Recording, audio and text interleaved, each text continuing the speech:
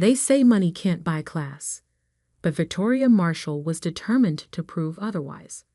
Standing in her designer wedding dress that cost more than my car, she'd orchestrated what she called the society event of the season. Funny how quickly my father's modest country club wedding had transformed into a showcase of excess once she took over the planning. My name is Olivia Bennett, and until 6 months ago, I was the VP of Commercial Lending at First Capital Bank, the same bank that was about to fund my father and his new wife's dream business venture. Life has a way of coming full circle, especially when people forget who you really are. I still remember the day Dad met Victoria at his hardware store. She'd walked in looking for authentic vintage tools to decorate her luxury real estate office. Back then, she'd been perfectly pleasant, even complimenting my financial expertise when Dad proudly mentioned my banking career. A banker? How practical, she'd said with that same smile she'd later used to cut me down at every opportunity. What changed? Simple. She discovered I wasn't just any banker. I was the daughter of the man she intended to marry. Suddenly, my career was quaint and limited. After all, in Victoria's world, women of status didn't work in finance. They ran charities and planned galas. Darling, she'd say to Dad, loud enough for me to hear, isn't it time Olivia found something more suitable? The banking world is so harsh for a young woman. Dad would just nod, already caught in her spell. My strong-willed father, who'd raised me alone after Mom died, who'd encouraged me to pursue my dreams in finance, was slowly transforming into Victoria's puppet. The wedding planning became her weapon of choice. Every decision, every detail was calculated to remind me of my place, or rather, the place she thought I deserved. The seating chart is rather complicated, she'd say during planning meetings. We have the governor's wife attending and several state senators. We need to be selective about table assignments. I watched my place card move further and further from the main tables, until finally, a week before the wedding, I overheard her talking to her wedding planner. Put Olivia in the kitchen entrance. She'll understand. It's where the help usually sits. The help. That's what I'd become in my own father's wedding. The daughter he'd raised alone, who'd graduated top of her class, who'd become the youngest VP in First Capital's history, reduced to the help. But Victoria had made one crucial mistake. She'd been so busy orchestrating her perfect wedding that she'd forgotten to check who was handling her business loan application. 3 months ago, she convinced Dad to sell his hardware store, his pride and joy for 30 years, to fund their new venture, a high-end interior design and home staging business. Victoria's vintage ventures would cater to the elite circles she so desperately wanted to join. The loan application had landed on my desk through pure coincidence. I could have recused myself, should have probably, but curiosity made me read it, and what I read made my blood run cold. Victoria's previous business ventures weren't nearly as successful as she claimed. 3 failed companies in 5 years, each time leaving unpaid debts and angry investors. She'd hidden this from Dad, using her charm and a series of LLCs to mask her track record. I tried to tell him, tried to show him the evidence, but Victoria had already poisoned that well. Olivia's just jealous, she told him. She can't stand seeing you happy, seeing you succeed without her help. Dad had patted my hand like I was still a child. Sweetheart, I know change is hard, but Victoria knows what she's doing. This business will secure our future. Our future. As if the life we built together meant nothing. I'd approved the loan anyway, signed all the paperwork, dotted every I, crossed every T. Victoria had been triumphant, not even bothering to read the fine print. After all, why would she? She'd won. The morning of the wedding, I arrived early, wearing the simple blue dress that Victoria had deemed appropriate for my position. The country club was transformed into her vision of luxury. Crystal chandeliers, imported flowers, ice sculptures. I found my place card exactly where I'd expected. A small table near the kitchen doors, hidden behind a large floral arrangement. Far from Dad, far from the important guests. Victoria spotted me as she made her final rounds before the ceremony. Her smile was pure poison. "The kitchen's where you belong," she smirked, adjusting her diamond necklace. "Wouldn't want to embarrass the family." I nodded quietly and opened the banking app on my phone, the same app I'd helped design during my tenure at First Capital, the same app that gave me access to every loan approval in the system. Victoria floated away, secure in her victory, never noticing my small smile. She had no idea that while she'd been planning her perfect wedding, I'd been planning something too. You see, there's something they don't teach you in banking school. Timing is everything. And tomorrow morning, when Victoria and Dad returned from their honeymoon to start their new business venture, they'd learn that lesson the hard way. I topped my phone away and took my seat by the kitchen doors. In a few hours, Dad would say, "I do" to a woman who'd orchestrated my humiliation. In 24 hours, that same woman would discover that karma has a way of serving revenge on a silver platter. The wedding coordinator began herding guests to their seats. The orchestra struck up the first notes of the wedding march, and I sat quietly, watching it all unfold, knowing that sometimes the best revenge doesn't need an audience. After all, I'd learned from the best. Victoria had taught me that humiliation tastes sweetest when served cold, in front of an audience. Tomorrow, she'd learn what happens when you underestimate the help. The ceremony began, and I watched my father marry a woman who'd torn our relationship apart. But unlike Victoria, I knew something she didn't. This wedding wasn't the end of the story. It was just the beginning. The morning after the wedding dawned bright and clear. I sat in my home office, surrounded by documents that would soon shatter Victoria's perfect world. My laptop displayed First Capital Bank's loan management system, a system I'd helped build, and one that still held a few secrets known only to its architects. I took a sip of coffee and began my work. Victoria and Dad were somewhere over the Atlantic, heading to their luxury honeymoon in the Maldives. They had no idea that their dream business was about to crumble before it even began. My phone buzzed. A text from my colleague Michael in risk assessment. "Just reviewed the loan docs like you asked. How did we miss these red flags?" I smiled, remembering how carefully I'd structured everything. "Send the report to compliance." I texted back. Standard protocol. The truth was, we hadn't missed anything. I'd just waited for the perfect moment to discover the irregularities in Victoria's loan application. Timing, as they say, is everything. My desk phone rang. Amanda Torres, head of compliance. "Olivia? We have a situation with the Marshall Bennett loan approval." "Oh?" I kept my voice neutral, professional. "What kind of situation?" "Major discrepancies in the business history section. 3 undisclosed bankruptcies, multiple defaulted loans. How did this get approved?" I could hear her shuffling papers.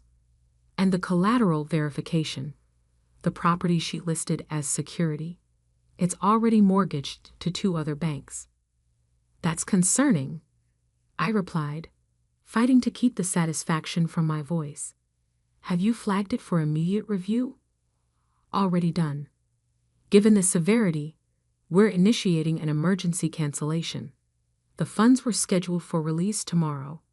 But now they won't be, I finished. Standard procedure for fraudulent applications. Exactly. I'll need you to sign off on the cancellation since you were the approving officer. I opened the relevant form on my screen, my cursor hovering over the signature line. In this moment, I thought about Dad, about the hardware store he'd sold based on Victoria's promises, about the way he changed since meeting her. Sending the signed forms now, I said, clicking submit. Will you handle the notification, or should I? Given your personal connection, I'll handle it. The notification will go out first thing tomorrow when they return from their honeymoon. Perfect timing. Victoria would walk into her new office space, the one she'd already leased and furnished with Dad's money, only to find that her dream business was dead before it started. After hanging up, I pulled out a thick folder from my desk drawer. Inside were copies of every document Victoria thought she'd successfully hidden. Her previous business failures, the unpaid debts, the investors she'd swindled. I'd been collecting them for months, waiting for the right moment. My phone buzzed again, a message from Victoria's daughter, Sophia, who'd been just as cruel as her mother throughout the wedding planning. Mom's so excited about the business. She's already invited all her society friends to the grand opening next month. It's going to be amazing. I didn't respond. Let them plan. Let them dream. Sometimes the best revenge is letting people build their castles in the air, knowing you're about to show them it's all made of sand. The rest of the day passed in a blur of calculated moods. I forwarded Victoria's true business history to every high-end design magazine that had agreed to cover her grand opening. I sent anonymous tips to the society columnists she'd been courting. By the time she returned, her carefully constructed image would be in tatters. That evening, I visited Dad's old hardware store, now empty, the sold sign still hanging in the window.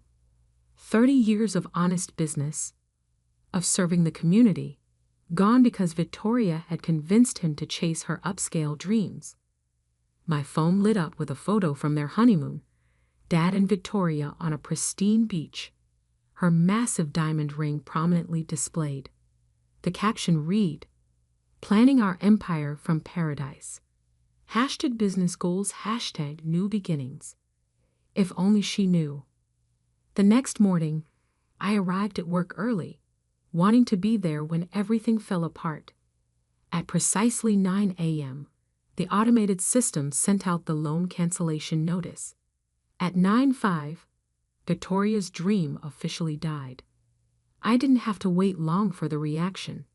At 9:17, my phone exploded with notifications. First came Victoria's text. All pretense of civility gone. "What have you doing?" Then Sophia. "Mom's hysterical. Fix this now." At 9:25, Dad called. I let it go to voicemail. Some conversations needed to happen in person. At 9:45, Victoria stormed into my office, her designer outfit slightly disheveled, her perfect makeup smeared by angry tears. Dad followed behind her, looking confused and angry. "You vindictive little," Victoria started, but I held up my hand. "Before you continue," I said calmly, "you should know that this meeting is being recorded as per bank policy. Now, how can I help you?" Victoria's face contorted with rage. "You know exactly what you did. You canceled our loan." "No," I corrected her, opening the compliance report on my screen. "The bank canceled your loan due to numerous undisclosed prior bankruptcies and fraudulent collateral claims. Would you like to discuss those?" Dad stepped forward, his face pale. "What bankruptcies? What fraud?" I turned my monitor so he could see. "Victoria's had 3 failed businesses in 5 years, Dad. Each time, she left behind unpaid debts and angry investors. The property she claimed to own free and clear. It's mortgaged to multiple banks. She's lying. Victoria shrieked, but her voice held a note of panic. The documentation is quite clear, I continued, my voice professional and detached. Would you like to see the court records? Or perhaps the complaints filed by your previous investors? Dad sank into a chair, the reality of what he'd done. What she'd convinced him to do, finally hitting home. The store, he whispered. I sold the store. Yes, I said quietly. You did. Victoria's composure cracked completely. This is because of the wedding, isn't it? Because I'd put you in your place. I smiled, the same small smile I'd worn at the wedding. No, Victoria. This is because you committed loan fraud. The fact that you're an awful person is just a bonus. I'll report you, she threatened. I'll have your job. For what? Doing my job. Protecting the bank from fraud? Please go ahead. I'm sure the banking commission would be very interested in your business history. Dad looked between us, 30 years of business reputation crumbling before his eyes. Can we fix this? The loan? No. That's done. Your reputation after associating with a known fraudster. I pulled out a business card. This is David Cohen, the best business attorney I know. You'll meet him. Victoria grabbed her designer bag, her hands shaking. This isn't over. Actually, I said, standing up, it is. Security will escort you out. Standard procedure for fraud cases. As if on cue, 2 security guards appeared at my door.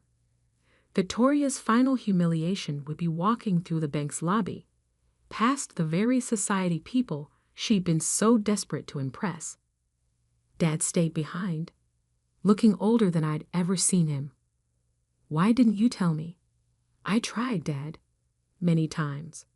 But you didn't want to hear it from your practical daughter who works in that harsh banking world.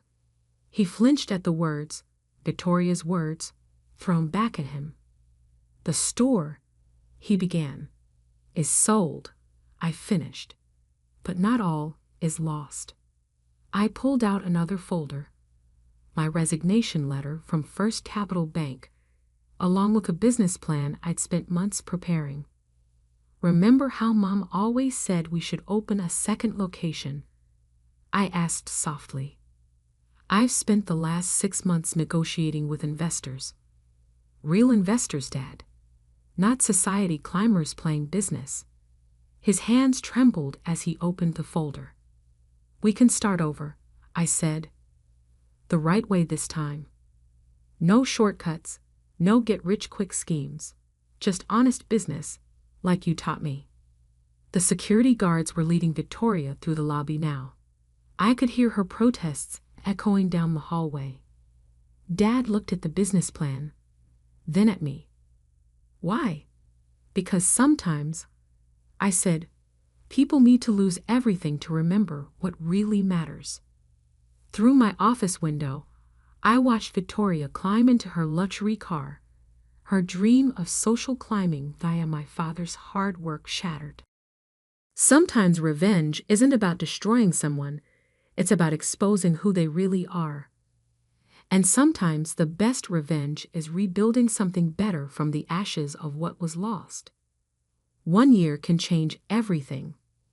I stood in front of our new store, Bennett and Daughter Hardware and Home, watching the morning sun glint off the freshly painted sign.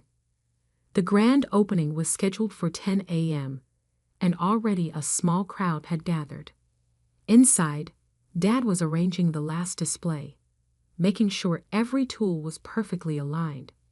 He'd spent weeks planning the layout, combining the best elements of his old store with modern touches I'd suggested. The result was something neither of us could have created alone. My phone buzzed with a news alert. Socialite Victoria Marshall faces federal charges in investment scheme. I allowed myself a small smile. Karma, it seems, has perfect timing. The past year had been a journey of reconstruction, not just of the business, but of relationships. After the loan cancellation debacle, Dad had filed for annulment, citing Victoria's fraud as grounds. The society pages had a field day with that one. "Ready for this?" Dad asked, joining me at the window. He looked younger somehow. The weight of Victoria's manipulation lifted from his shoulders. "Born ready," I replied, using the same phrase I'd used as a kid when he'd first taught me to use a cash register. The story of Victoria's fraud had spread quickly through our small business community. But something unexpected had happened alongside the scandal. People rallied around Dad. His old customers, the ones who trusted him for decades, came forward with support. Thomas Green, the elderly carpenter who'd been coming to our store for 30 years, had been the first to approach us about investing in the new venture. "Your father taught me everything I know about selecting wood," he'd said, writing out a check. Time to return the favor. Other local business owners followed, not with millions like Victoria had promised, but with honest investments from people who understood the value of integrity over flash. We found the new location, bigger than the old store, but still in the heart of the community, through one of Dad's longtime customers. The renovation had been a community effort, with local contractors offering their services at cost. The interior design, nothing like Victoria's grand plans. Instead of crystal chandeliers and imported marble, we had warm wood finishes and practical layouts. The DIY workshop area I'd always dreamed of adding was ready for its first class next week. 10 minutes until opening, Dad said, checking his watch. Mom's old watch, the one he'd started wearing again after Victoria left. I nodded, remembering another opening day, 25 years ago. I'd been 5, standing proudly in front of the original store, wearing a tiny apron with Daddy's helper embroidered on it. The crowd outside had grown. I spotted familiar faces, loyal customers, local business owners, even some of my former colleagues from the bank who'd left after witnessing Victoria's meltdown. Michael from Risk Assessment had quit 2 months after me, tired of the corporate politics. Now he handled our books, bringing big bank expertise to our family business. At 9:58, I saw a familiar car pull into the parking lot. Victoria's daughter Sophia stepped out, looking different from the last time I'd seen her. Gone were the designer clothes and superior attitude. She walked hesitantly toward the entrance. Dad tensed beside me, but I touched his arm. "It's okay," I invited her. Sophia had reached out 3 months ago after Victoria's arrest. Her mother's schemes had left her jobless and humbled. She'd asked for a chance to apologize, to make amends. "Your mother," Dad began, "is not her daughter," I finished. "Remember what Mom used to say about second chances?" He smiled slightly. "They have to be earned, not given." Sophia had earned hers, spending weekends helping us set up the store, learning the business from the ground up.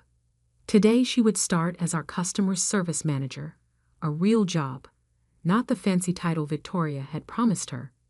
At exactly 10 a.m., I unlocked the doors.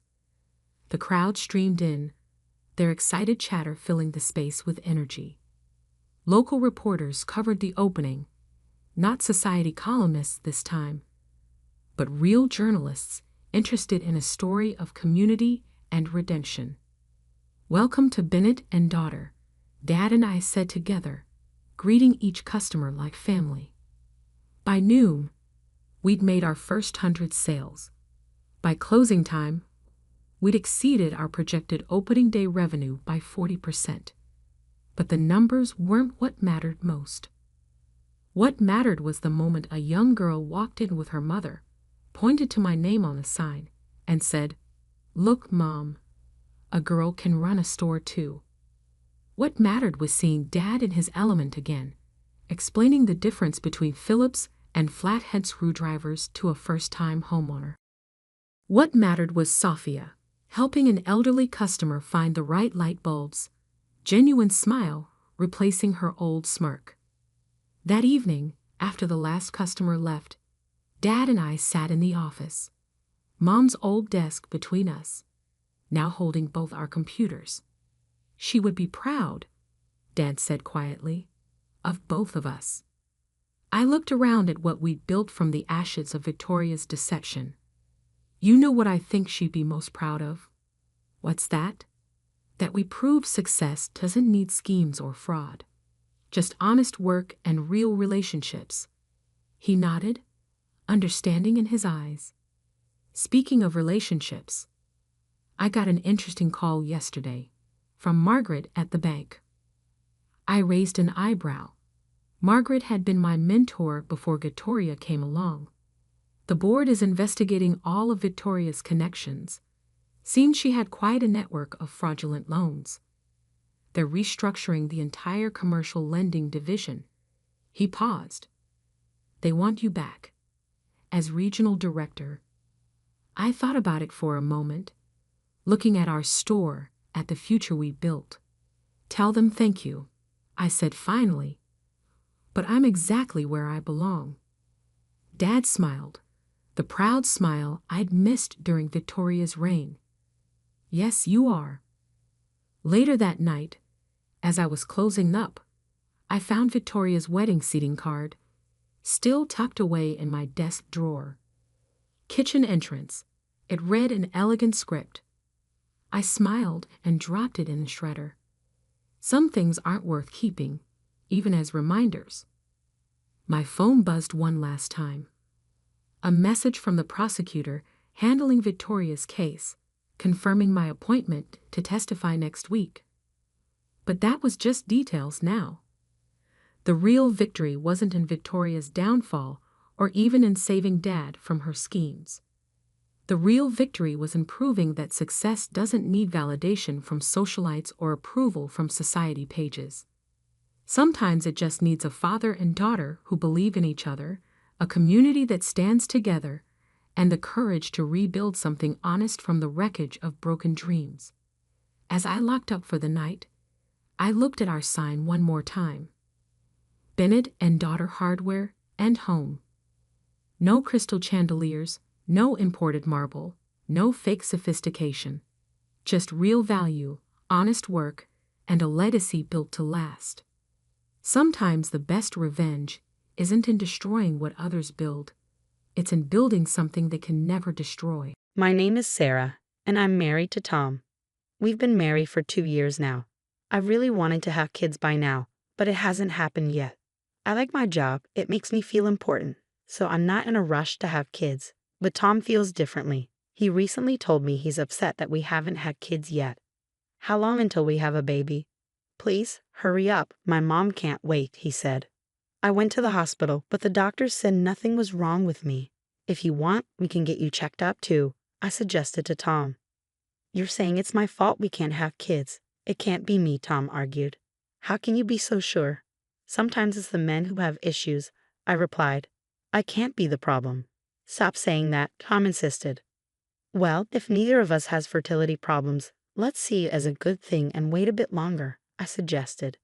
Why are you going easy on yourself? My mom really wants to meet her grandkids soon, Tom kept insisting. Every time Tom sees his mom, she asks, is the baby here yet? He's still refusing to get checked at the hospital, even though it's causing issues. He's sure he's not the reason we can't have kids. I got another checkup because I was worried, but everything seemed fine. Tom doesn't get that we only have one chance each month to have a baby. He keeps asking, are you ready for a baby yet? I'm tired of him and Mom asking, are you ready for a baby yet? Mom said the same thing today. She wants to see her grandchild's face soon, I complained. Again, please let's hurry up. Mom really wants it, Tom urged. We can't rush this, I explained. Every time we talk, it feels like we end up in the same argument. We've been having fewer and fewer conversations lately. Maybe it's because we don't talk much, but it's causing a lot of problems like this, I reflected. Mom's on her way, Tom suddenly announced. Right now, I exclaimed. Why does it matter? If she's coming, let me know so I can prepare. You're talking too much, Tom snapped back. She has a message for you, he added. Is it about kids again? I sighed. I've had enough. I don't care anymore, Tom muttered. That's what I hear every time I see her. It's your fault we can't have kids, so you need to explain it to her, I said, feeling frustrated. Just then, my mother-in-law walked in as we were talking. I'm sorry to interrupt. Here, I brought this for you, she said, handing me something. What is it? I asked. You can check them out yourself. They're a belly band and a lucky charm, she explained. What's the belly band for? I asked. It's important to keep your stomach cool when trying to have a baby, so you should use it, she advised. But it's too hot to wear a fuzzy belly band in the summer, I objected. You're looking at it the wrong way. This room is too cold because of the air conditioning. It chills your stomach, she argued. And how does this amulet work? I asked. It's a lucky charm from a famous temple for kids. After praying there, I heard that a celebrity had a baby. It seemed to bring good luck, so I went there yesterday despite the distance, she explained. You didn't need to go that far, I said. Don't worry just because you're more relaxed about this. As I've said before, I really want to see my grandkids. I went to the hospital, and it's not me, I repeated. Tom was sitting away from us, acting like he wasn't involved.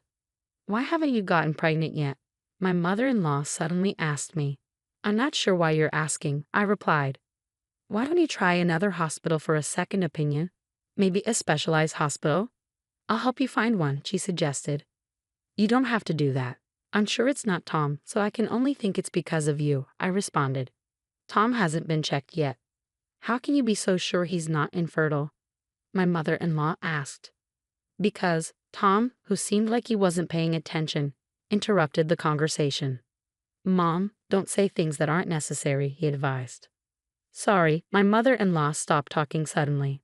I think a package will be delivered by courier tomorrow, so please accept it, she said. I just wanted to give you this today, so I'll leave now, my mother-in-law announced before leaving me with only a belly band and a lucky charm for the baby. The next day, when the package arrived, I couldn't help but laugh. Inside were all sorts of good luck charms for having a baby. Your mom sent me a package. What was in it? I asked Tom. Pomegranates, herring roe, and peaches, he replied. Why did she send those? I wondered. All three are seen as lucky foods that are supposed to bring good fortune for having kids, he explained. I get it. Mom really wants to see her grandkids, I thought out loud. I understand she's excited, but it feels a bit overwhelming, Tom remarked. Why are you talking about Mom like that? She's genuinely thrilled about having a grandchild, Tom defended. Don't you feel pressured too? I asked. Yeah, but I'm not worried. It's not my problem. It doesn't concern me, he replied. What do you mean it doesn't concern you? It's our issue because we're together, I argued. It's your problem that we can't have kids, so no, it's not my concern, he retorted. It feels like it's my fault that we can't conceive, even though the hospital says there's nothing wrong with me. So why don't you go to another hospital for a thorough checkup like my mom suggested? I proposed. Why don't you ask her to help find a good hospital? He suggested. The hospital I went to is well known for fertility treatments. But maybe it's just famous, not actually good, I speculated. If you're suggesting that, why not ask your mom to find one? He suggested. Are you finally willing to do it? I asked. Yes, if you also get checked out, he agreed. Why should I go to the hospital? I questioned. I couldn't understand why Tom was so confident. Then he dropped a bombshell on me. I've never mentioned it before, but you've been suspicious for a while, and I'm tired of hiding it, so I'll tell you, Tom confessed. What is it? I asked, confused. I've actually been married before, Tom revealed. What? What do you mean? I exclaimed, shocked. I got divorced 2 years before marrying you, he admitted. Why didn't you tell me? I demanded. Well, I got divorced because my ex cheated on me. She didn't ask for child support or anything, so I didn't think it was important to mention, he explained. Are you saying you have children?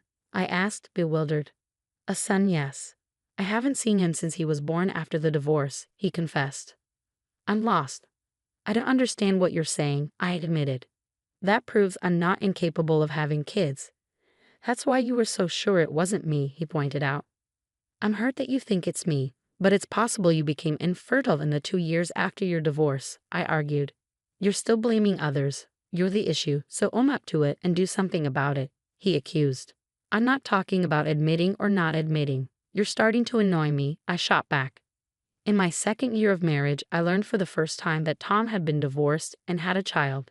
Even after hearing his story, I still wasn't completely convinced that I was to blame for our inability to have kids. I decided to dig deeper into Tom's past. I planned to ask for a divorce once I finished my research. I couldn't bear to stay with Tom any longer. I tried my best to avoid talking to him because he always said hurtful things to me. And of course, we never had intimate relations under such strained circumstances, so pregnancy was out of the question. Meanwhile, my mother-in-law, unaware of our situation, continued to pressure me about having children. Then, one day, Tom approached me looking irritated. By now, I was accustomed to being treated with disdain. He spoke up. I've been thinking about getting a divorce. We don't talk anymore. All we do is fight, and we haven't been able to have kids no matter how long I wait, he declared. I was surprised by his sudden announcement, but I responded calmly. Okay, that's fine. What? Tom was puzzled by my response. He must have expected me to object. Here are the divorce papers. I've filled out all the necessary information already, he stated. What? Why are they already filled out? I asked, shocked. I filled them out so I could end things whenever I wanted. Do you want a divorce? He asked. Yes, I replied, only partly joking. I'm not joking. Do you really want this? He pressed. You said it yourself, I reminded him. I didn't think it would come to this. Did you expect me to beg you not to go through with it? He questioned. Well, we hardly talk anymore, so I thought maybe this was a chance for us to talk and fix things, I explained. Then why didn't you say that from the start? He asked. I wanted things to go back to how they were. But that's not possible, I replied. I'll divorce you right now if that's what you want, he offered. That's not what I want, I admitted. Despite Tom's offer for a divorce, he continued to complain. Our conversations went on, even though it seemed pointless. Then my mother-in-law arrived, right on time. What's going on? She asked. I went out with some friends and got you some gifts, she said, handing me another charm. I visited a different shrine known for childbirth, so I got you this. I've been praying there, and I'm sure it'll bring you good luck this time. We don't need this anymore, I declared. My mother-in-law's face lit up at my words, but I could tell she had misunderstood something. I had a feeling things were about to get complicated again. Well, does this mean you no longer need it? She asked eagerly. Finally, I guess it's because of all my efforts. I'm so relieved, she exclaimed. That's partly right. We need to go back to show our gratitude, she suggested. We? I asked. My mother-in-law stood before me, looking happy. Tom stood beside me, silent, avoiding eye contact. I knew my next words would disappoint my mother-in-law. What is it exactly? Please don't tell me you're about to say what I think you're going to say, she urged. We've decided to get a divorce, I announced. What? Divorce? I thought you were expecting a baby, she replied, shocked. We were just talking about it. Is this a sudden decision? She pressed. Not really. I've been thinking about it for a while, I explained. Are you leaving because you can't have kids? She speculated. No, that's not why I'm divorcing him, I clarified. Well, if you can't get pregnant, maybe it's better for him to divorce you and marry someone else, she suggested. It would be his 3rd marriage, not 2nd. You know that? I reminded her. I found out recently. His ex-wife got pregnant soon after they divorced, she revealed. Okay, I responded, feeling a mix of emotions. So I can only assume you're to blame. If you leave, I'll feel relieved, Tom's mother asserted. I understand. Tom has always been popular with women. He'll find someone soon. Hopefully, our next meeting will bring better news, I replied. Well, if you've made up your mind, get divorced soon. I'm leaving. You two sort out the rest, my mother-in-law declared before leaving, unaware of the whole truth. Once she left, Tom and I continued our conversation. Let's file for divorce right away. I want to start a family soon, and I realize I don't enjoy spending time with you anymore. Let's just get it over with, Tom suggested. Then do it quickly, I replied, handing him the papers to fill out. All I have to do is submit them. By the way, you'll have to leave the house when we divorce, I informed him. What? Why? Tom questioned. I've been making mortgage payments, have you forgotten? My parents paid off the loan and bought this house outright. You were just repaying my parents' loan, I clarified. Oh, so you're leaving because of this? Tom realized. We did have quite a bit of money saved up, he continued. I don't have any money saved, but didn't you say you had around 10 million? I reminded him. That's the money I saved before we got married, so it's not included in the property division, he explained. Right, I confirmed. Well, it doesn't matter. You're starting a new chapter, he remarked. Yes, and I'm also going to sue you and your mother for emotional distress, I declared. What? Why? Tom asked, surprised. For all the hurtful things you've said to me, treating me like I'm defective, I explained. But it's true, Tom argued. Do you really think I'm the reason we couldn't conceive? I challenged. It's obvious. I have a biological child, Tom insisted. That's when I revealed everything to Tom, shocking him.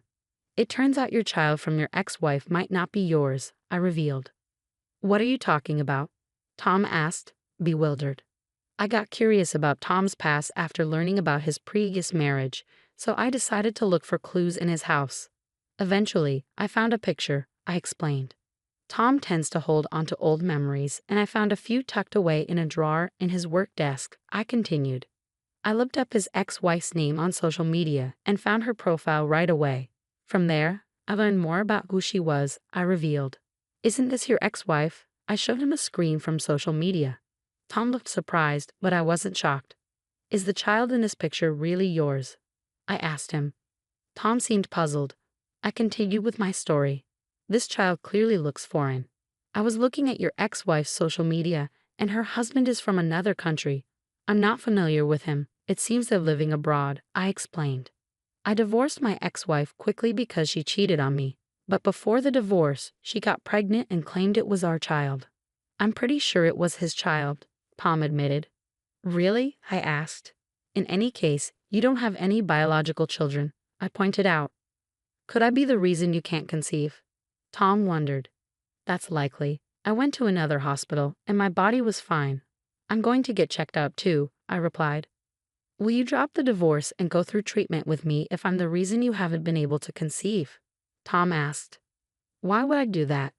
I've already filled out the divorce papers. I'll file them tomorrow, I replied. Don't say that. I still care about you, Tom confessed. You don't enjoy being around me, do you? You'll find someone new soon, just as your mother predicted, I remarked. Let's discuss it again, Tom suggested. I'm filing for divorce tomorrow, and I want you to pack your things and leave this week, I insisted. Oh no, Tom muttered. You wanted a divorce, didn't you? I reminded him. I'll talk to my lawyer about alimony. He'll hear from us. The next day, I filed for divorce. Tom moved out reluctantly back to his parents' place. It seems Tom hasn't told his mother that he might be the reason for our infertility. She's been pushing him to remarry quickly after the divorce, hoping for grandchildren. If he does remarry, I feel sorry for his next wife. His mother will probably pressure her too for not having children. Since the divorce, I've thrown myself into my work. I sold the house, Tom, and I shared for a good price and repaid my parents the money they lent me, as well as the alimony I received from Tom and his mother. Now I'm living in an apartment. I've started dating a coworker who was supportive during my divorce. We were friends before, and now we're living together. If I marry this man, I hope we'll be blessed with children and that I'll find happiness again. Hey, Mom, can you grab me a beer, please? Mom, are you deaf? Oh, so now you can hear me? I asked you to bring me a beer. This is how it always is when my son and his wife talk to me. We've been living together for 5 years, and they've never really listened to me. They usually ignore me or just boss me around like I'm their maid. My daughter-in-law, Jean, talks badly about me to everyone, and my son, Paul, treats me like I'm just here to clean up after them. I decide to ignore them and pretend to watch TV, acting like I can't hear them. I'm fed up with them only paying attention when they want something and ignoring me the rest of the time. After a while of ignoring them, Jean grabs the remote and turns off the show I was watching. I'm surprised when she says loudly, right next to my ear, "Hey, mother-in-law, can you hear me? Make sure you make Paul's lunch tomorrow, okay?" Her voice was so loud it made my ears ring, and I couldn't help but grimace. Seeing my reaction, my daughter-in-law laughed and left the living room with my son. I couldn't help but wonder why she couldn't be a bit more considerate, especially since I'm her husband's mother and she relies on me every day. But judging from my son's behavior, it seemed like I was just a maid to her. There was no apology from either of them, and I didn't feel like they cared about how I felt. Frustrated, I sent an email to my husband and decided to leave the house. My name is Karen, and I'll be turning 72 this year. 5 years ago, my son and his wife asked if they could move in with me because they were worried about the future and wanted to save money. Since then, we've been living together as two families in one house. If you live with us, Mom, you'll feel safer, right? Maybe you're right. My husband is a workaholic. He started his own company when he was young and still works hard even at 73. Our house felt quiet after our son moved out. When I talked to my husband about our son and his wife moving in with us, he just said, "Do whatever you like." So, with not much discussion and feeling a bit bored, I agreed, hoping life would get livelier. When they moved in, my son's wife, Jean, and I split the housework. But as she said her part-time job got busier, I ended up doing more and more. She helps if I ask, but usually she's reluctant or busy with her own stuff. So I stopped asking for her help, and I do everything myself, feeling unappreciated. Even at meal times with the whole family, there's hardly any conversation. I guess I got used to it, like with my husband. One day, while I was making dinner for 3 as usual, I got a message from my husband saying, "I'll be late for work, don't need dinner." This wasn't unusual, but the problem was with my son and his wife. "Dad's gonna be late, huh?" "Yeah, I'm not hungry either." "Oh, I'm going out with a friend, so I don't need dinner." "Why are you telling me this?" "I've already made it," I said. "It's okay, just save it for tomorrow." Even though it was dinner time, they were about to leave without a word if I didn't say anything. They could have told me earlier if they didn't need dinner. It seemed like they'd never think to consider me first. I couldn't help but feel frustrated at their rudeness. But they left without any apology. What am I working so hard for? I sat in a quiet living room, looking at the dinner I'd already prepared, not going to waste. What am I even doing? Just thinking about it made me feel so tired. I wrapped up the still warm dinner and put it in the fridge before heading to bed. The next morning, when I came downstairs, my husband, who had woken up earlier, apologized, saying, "I'm sorry." Our conversation was short, as usual. It could have ended there, but when my husband noticed my expression, he furrowed his brows slightly and asked, "Did Paul and his wife have dinner?" "No, they said they didn't eat and went out," I replied. "I see," my husband said, noticing the dinner for 3 in the fridge.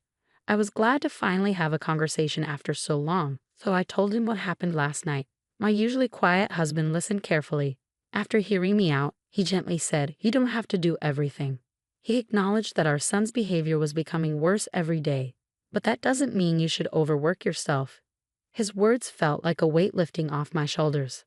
I realized I had been pushing myself too hard and felt relieved that my husband understood. My son and his wife were grown-ups now, so I didn't need to do everything for them. With that realization, the situation seemed a bit brighter. I might be late from work again, so you don't need to prepare dinner for me tonight, my husband said. "Oh, okay," I replied with a smile. With his words in mind, I decided it was time for my son and his wife to understand this too. Even though it was Sunday, I said goodbye to my husband and made up my mind to stand up to my son and his wife. Once my husband left, my son and his wife finally woke up in the afternoon, still in their pajamas. They came into the living room and immediately asked, "What's for lunch?" "Why don't you have what's left from yesterday? But you could at least warm it up for us or set it on the table. You're not small children. You can do it yourself," I replied. "Well, mother-in-law, you are getting old, aren't you?" Jean, my daughter-in-law, joked with a laugh, and Paul, my son, joined in, looking at me. "I'm exhausted because Jean hasn't been helping with the housework at all," I said. "Oh, can't you manage without me? Is it your menopause or something?" Jean retorted, laughing. Their attitudes made me sigh. They went back to their room without cleaning up after eating, seeming unbothered. As expected, my husband didn't return until late that night. Since I didn't need to cook for him, I bought myself a ready-made meal from the supermarket. "Oh, Mom, what are you eating? Ready-made food? What about dinner?" Paul asked. "I don't know, mother-in-law. What are you thinking? Have you forgotten about your family?" Jean added. I wondered if Jean was incapable of having a conversation without throwing in some barb. I decided to ignore my daughter-in-law, which seemed to quiet Paul down. However, he quickly picked up his phone and started complaining again. "You don't work, Mom. You should at least take care of the house." I thought that since it was their day off, they could prepare their own meals for once. But instead, they decided to order delivery. "Give us the money later," Paul said, which made me lose my patience, especially since they were always talking about saving money. I agreed not to ask them for money to cover our living expenses, and I never bothered them about it. But I never expected them to take advantage of me like this. I decided to completely ignore them, refusing to do anything for my son and daughter-in-law who showed such disrespect. "Hey, Mom, beer," Paul demanded, while Jean kept making snide remarks. Paul talked to me like I was their housemaid. Ignoring them, I turned my back and pretended to watch TV, acting like I couldn't hear them. After a while of ignoring them, it seemed like she gave up and stopped talking to me. But this peace didn't last long. Before I knew it, my daughter-in-law snuck up behind me, grabbed the TV remote, and turned off the TV. Startled, I looked up only for her to shout into my ear, "Hey, mother-in-law, can you hear me? Make sure to prepare lunch for Paul tomorrow, okay?" Her voice was so loud it hurt my ears, making me flinch. Laughing at my reaction, my daughter-in-law left the living room with Paul. I couldn't help but wonder why she couldn't show a bit of courtesy, especially considering that I'm her husband's mother and she relies on me regularly. But judging from Paul's attitude, it seemed like I was nothing more than a maid to her. As it turned out, there was no sign of consideration for me at all, and I didn't even hear an apology for last night's dinner from either of them. Letting out a deep sigh, I sent a text to my husband and made up my mind to leave the house. Early the next morning, I packed my things and left before they woke up. When I arrived at a nearby business hotel, my phone buzzed with texts from Paul, who had just woken up before heading to work. Apparently, they were in quite a chaos this morning. Texts and calls from both of them flooded my phone. When I checked the messages, all I saw were complaints, like, "What are you doing? I told you I need lunch." Jean also sent a mocking text. "Are you wandering around forgetting your responsibilities?" It seemed they were struggling just because I hadn't prepared breakfast for them, which made me chuckle a bit. Seeing a call from Paul during his lunch break, I decided it was time to talk to him. "You finally picked up, Mom. Where the hell are you, and what are you doing?" Paul's voice sounded impatient. "It's none of your business, is it? You didn't even prepare our food. Where are you, Paul? You're not a child. You can make your own food, can't you?" I responded, feeling irritated. If he had struggled so much to prepare just one meal, he should have shown some appreciation. But to my surprise, he said something unexpected. "I'm paying for living expenses, so I need you to do the housework." "Living expenses? What are you talking about? I never received such a thing," I said, puzzled. "Why not? Jean should have been giving it to you every month, so don't lie," Paul insisted, claiming he was paying me living expenses. Despite my truthful denial, Paul started calling me a liar. The truth is, my husband covers all their living expenses, including their food. Even after explaining this repeatedly, Paul refused to believe me. I could hear Jean in the background saying, "You're probably just playing dumb and spending it for yourself." Unable to continue the conversation, I ended it and said, "I don't know what I don't know, and I don't plan to come home for a while." "Why not? What are we supposed to do for food?" Paul's voice sounded desperate. "Figure it out yourselves." By now, I hung up the phone and let out another big sigh. Why do they believe they're not in the wrong, even after all this? I didn't understand what Paul was talking about earlier when he mentioned our living expenses. About a week after I left the house, the situation improved. My husband, who had come to check on me, apparently talked to Paul and Jean, and their texts suddenly became more respectful and submissive. Wondering what had happened, I received a text from my husband. "Paul and Jean want to apologize. If you feel like it, please come home." Thanks to my husband's talk, they finally seemed to understand. I replied to my husband's text, made preparations, and decided to go home that day. When I returned home, Paul and Jean were waiting at the entrance, their faces pale and worn out. It seemed they were quite upset by the lecture from my husband. I decided to hear the story about this past week from them and my husband about the living expenses. I mentioned on the phone I said I didn't receive them, right? I asked. You said you wanted to save money, so I didn't say anything. Actually, Dad was really mad at us about that, Paul explained. It seemed my son had misled his father about his contribution to the household expenses, believing I had been lying and portraying me as the villain. However, when my husband explained the reality of my busy schedule and showed him our household book, Paul quieted down. You couldn't even believe me, but Jean kept saying that she was giving you the money. So what happened to your living expenses? I asked, feeling betrayed. From my son's perspective, he was definitely paying, so he must have been baffled that the money wasn't reaching me. It seemed my husband and son confronted Jean and made her confess. At first, Jean pretended ignorance, but when my husband confronted her, she finally confessed everything. I'm appalled. She was accusing me of squandering money on the phone, but it turns out she was just talking about herself, I said, feeling betrayed. But living with my in-laws can be stifling, and everyone was inviting me, so I just because of that, you thought it was okay to embezzle our living expenses. You made me look like a fool too, Paul interjected, his voice full of frustration. What? You're acting all high and mighty too, Jean retorted defensively. At the point when the two of them began to stray from the topic and argue, my husband cleared his throat loudly. Startled by his sudden interruption, Paul and Jean fell silent immediately, seemingly terrified of my husband's disapproval. I couldn't help but chuckle at their reaction, like children caught misbehaving. Excuses, excuses. Cut the crap. First, you should sincerely apologize to your mom, my husband said firmly. I'm sorry. The two of them finally bowed their heads to me.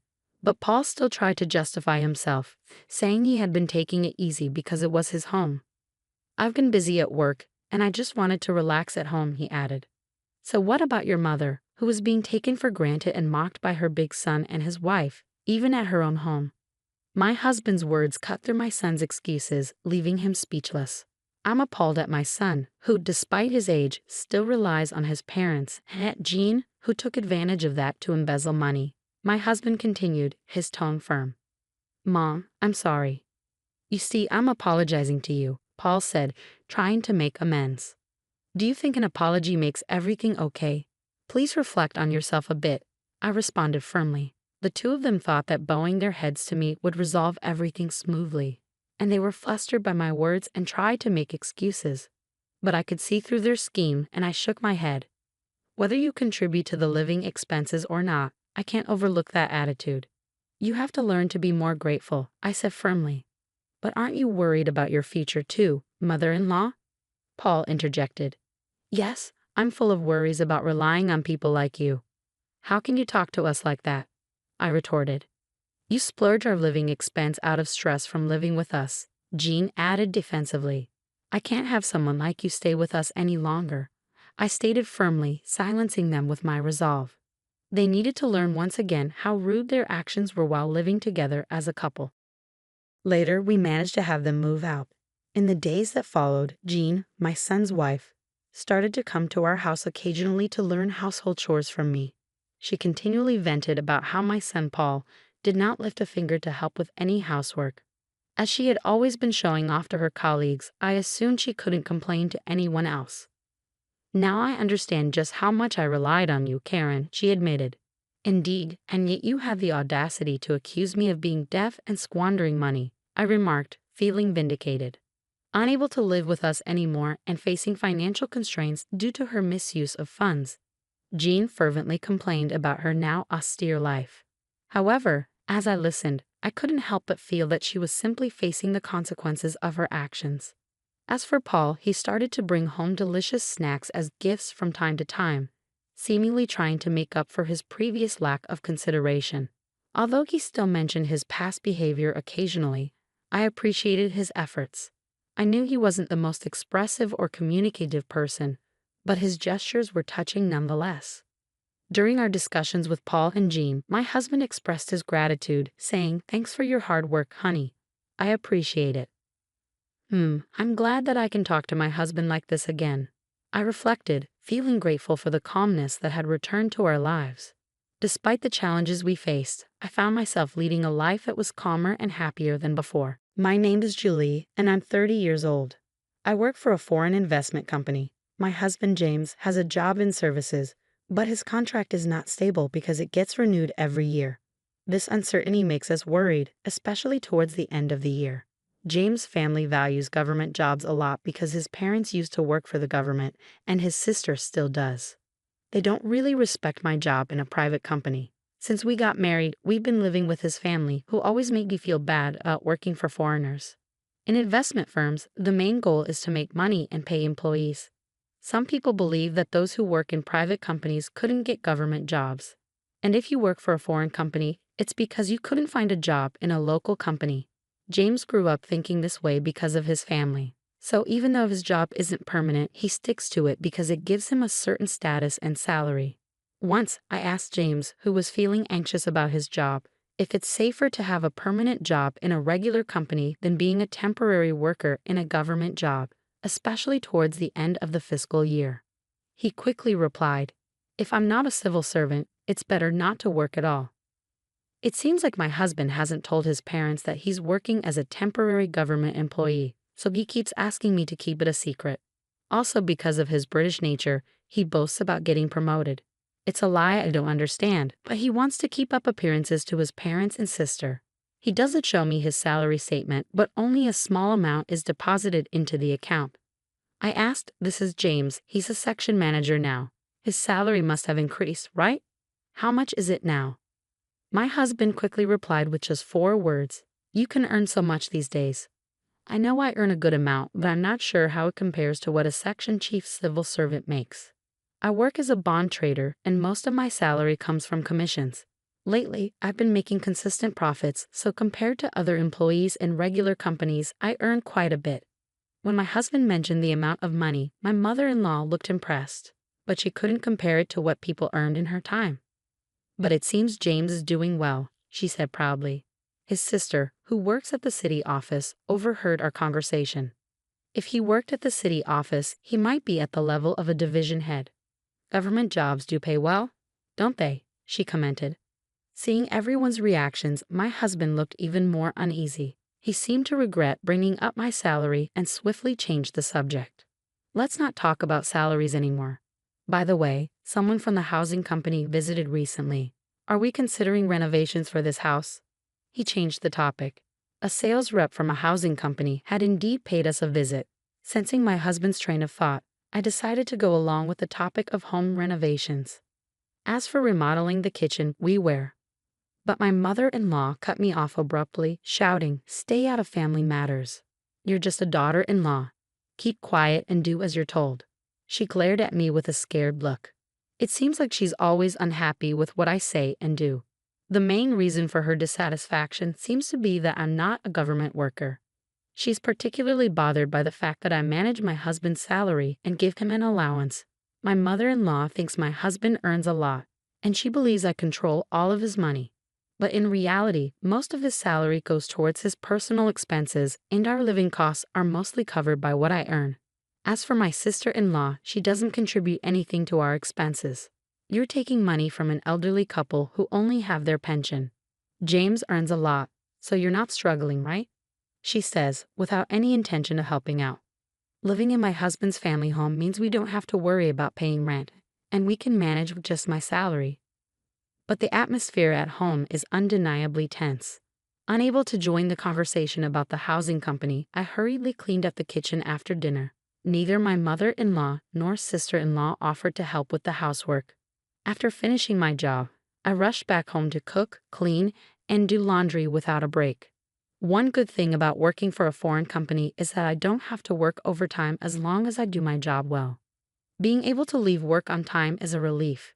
It helps me keep my work and personal life separate, and I don't have to bring work home, which is a big advantage. On his days off, my husband works on his computer at home. I worry if it's okay for him to bring work home and do it there. When I tried to ask him about it, he said, "I can't work overtime, and if I don't finish on time, I get in trouble." "Don't worry about it, it's not your concern." Ironically, I was the one being scolded. Lately, my husband has been in a bad mood, and he gets angry as soon as I try to talk to him.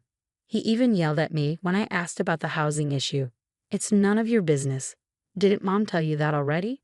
Just follow the rules. That's all you need to do.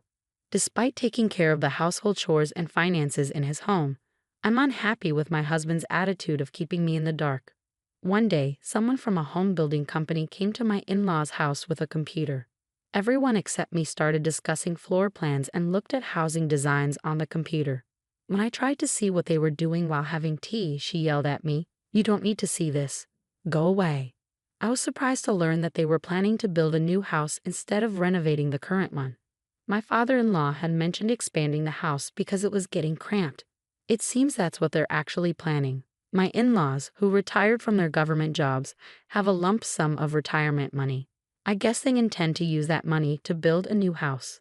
And since I moved in, they've been living on their pension without paying any living expenses, so they should have plenty of money. I decided to distance myself from the situation. What worries me is whether my sister-in-law plans to live in the new house too. She's 28 years old and could get married, but there's been no talk of that, so I assume she'll be living in the new house. I dislike her as much as I do my mother-in-law because she never helps with any chores and is always complaining. I wish she would get married soon, but my father-in-law told the home builder, "My daughter and her husband, my son, and us.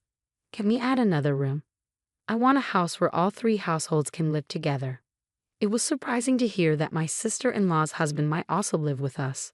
But what's more surprising is that it's not about my son's family, but just my son. I was shocked that I wasn't included.